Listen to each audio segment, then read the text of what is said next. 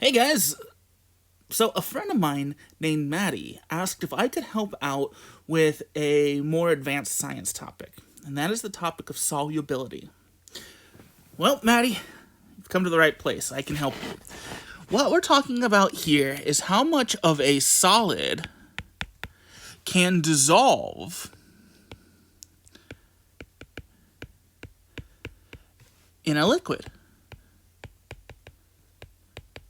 Now, one of the things to remember is that the greater the temperature,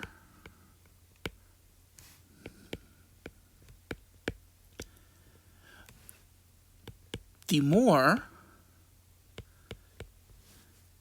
solids can dissolve. So, let's take a look at this for a second, what I mean by this. So, if I had a glass of iced tea, okay? Now, I'm from the South. Well, kind of from the South. I live in the South, and we don't drink our iced tea without anything in it. We always put some sugar in it. But if we get a glass of iced tea without any sugar, first thing we're going to do is we're going to take a spoon and we are going to take some of that sugar and we are going to pour some sugar into the tea. And then we are going to stir that sugar, all that sugar around, because it's, of course, going to settle to the bottom. Okay? Now, when it stirs around, it will eventually dissolve into the tea. And now the tea will be a little sweeter. So, but you got to stir it. Now, if you've ever made tea yourself, what you do is you need to heat up the tea. If you add some heat to the tea, you can add even more sugar to it, making it even sweeter. When you add that heat, it allows that sugar to dissolve better. Because if you don't have that heat, you're only going to be able to maybe dissolve a little bit of that sugar. Because what's going to happen then is no matter how much you stir, there's going to be some sugar that is left over sitting at the bottom. But if you add that heat, you can get more sugar in there, making it nice and sweet, but it will still completely dissolve. Okay? So, I want you to think of that while we're talking about this stuff. Think about that experience you've had with that. Now, there are a few definitions. I know it looks crazy on my screen for a second. There are a few definitions I want to talk about when it comes to solubility. One is when a solution is saturated. Okay? Now, a saturated solution... Sorry, let me get it on the right screen. There you go.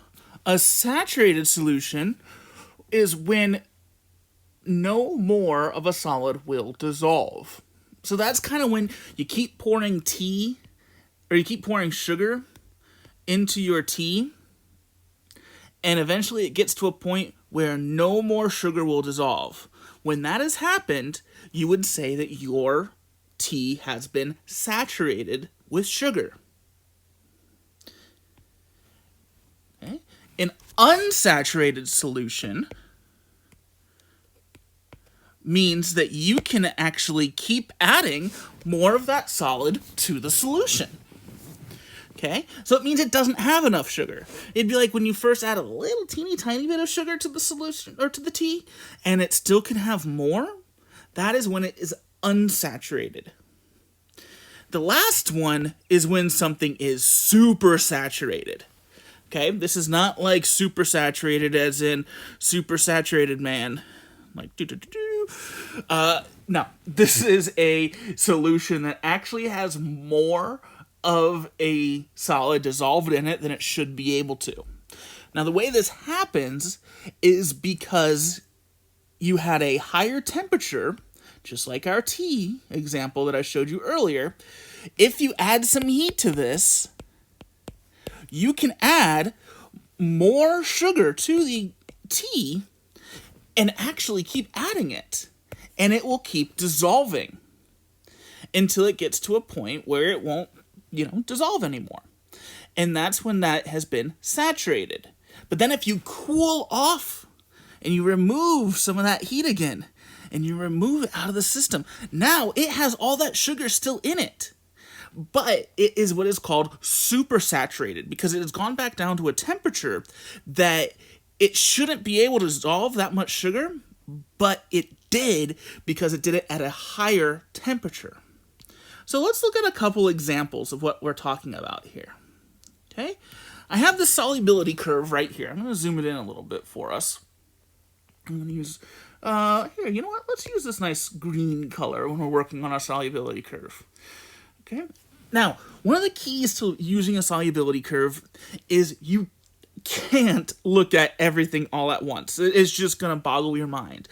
What you got to do is be specific and look at only what the question is asking you for. Okay, so you got to know what's on your y-axis is your grams of solute. And remember, your solute is the solid that is being dissolved. And then the temperature is the amount of heat that is being applied. Okay, so let's look right now at our first one. Now, our first one says to look at KNO3 at 70 degrees Celsius. So we're going to use this as just a normal grid. First thing we're going to do is find the KNO3 line. And I'm going to go ahead and I'm going to trace my KNO3 line, which is right here. Okay? And it's asking for the maximum amount of solute that will be able to be dissolved at 70 degrees Celsius. Okay, I'm going to come to 70 degrees, and I'm going to go straight up that line. And it looks like right here is where they meet. So I'm going to draw a little dotted line over to see where they meet. And it looks like right here at 100 KNO3 can be dissolved at 70 degrees Celsius. Now, on this same line, if we came down to 50 degrees Celsius, I'm only going to be able to dissolve about 80 grams of KNO3. If I come down all the way down to 10 degrees Celsius, it's only going to be able to deal with 20 grams. All right, let's change color. Let's go to red now, and let's look at NaCl. NaCl is table salt. I know that one. At 100 degrees Celsius. So looking for NaCl.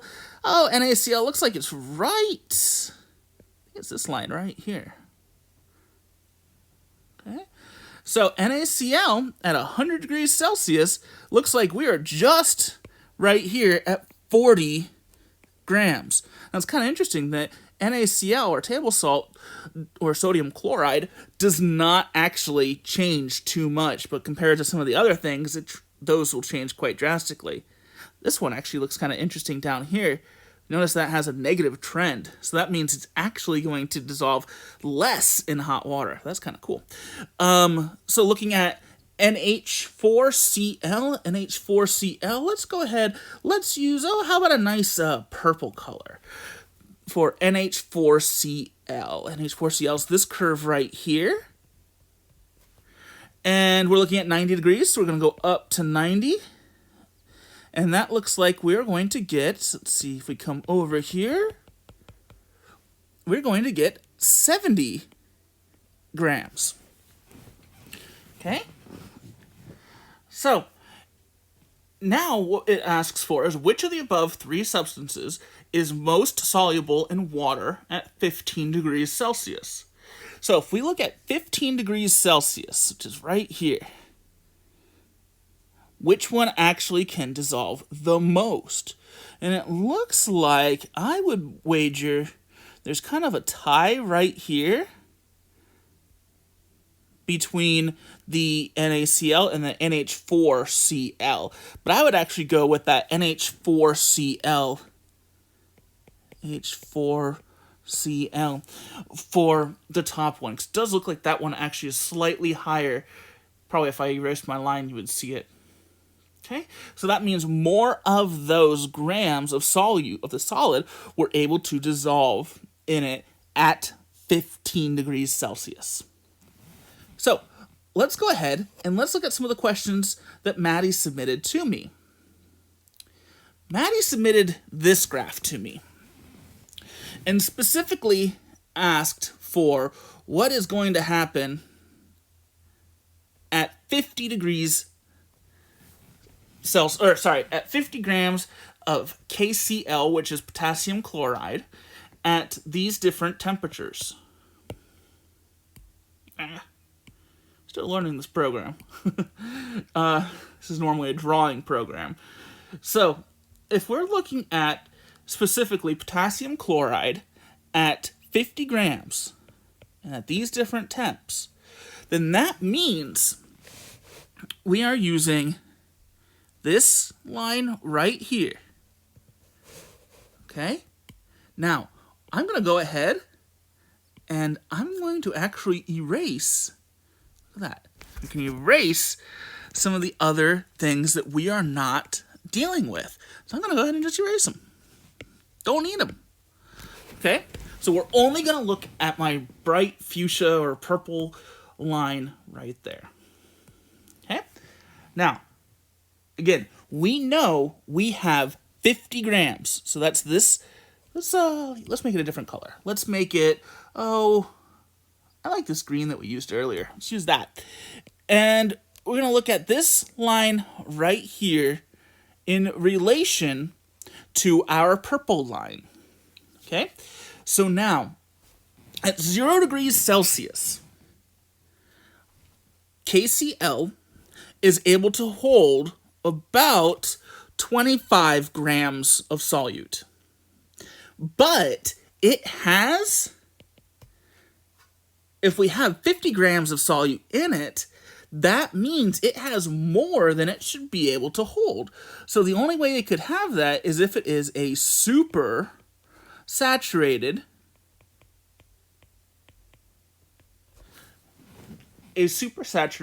solution. Okay? It's a little hard to see. We'll switch to red from here on out. Okay?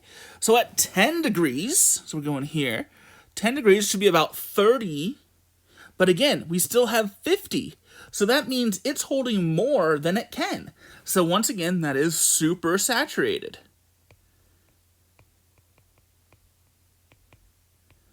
Okay?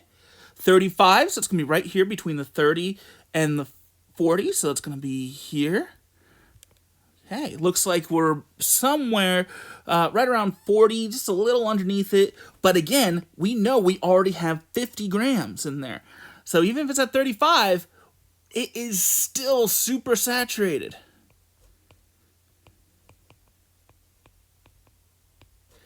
Now, let's go all the way up to 75. That's right here. Ooh, look at that. That is a line where they meet. So if they are meeting, we have 50 grams, and we can hold 50 grams, that means it is saturated. Because it is holding as much as it should. And at 90 grams, we're actually over our line right here. See, we got that little bit of space right there. That little space right here, this is how much more we could actually put in. So since there could be more that is put in, or that could be put in, this is unsaturated. We could still add some more in there. Okay, so let's review real quick. First thing I want to go back to is looking at our definitions. Again, saturated means you're not going to be able to dissolve anything else at that temperature. Unsaturated means you can dissolve. So unsaturated means you should be able, or you can dissolve more solid. And supersaturated means you really shouldn't be able to have that much. Okay, but you actually do. And it's because... be easy. Sorry. Blanked on the E. You dissolved at a higher temperature. So as you can see, temperature is very important to these things. Okay, Maddie? Well, I hope I was a help to you. If you have any other questions, please feel free to send me a message. You're welcome to pass this off to your friends, and I hope I was able to help. Have a good day. Bye.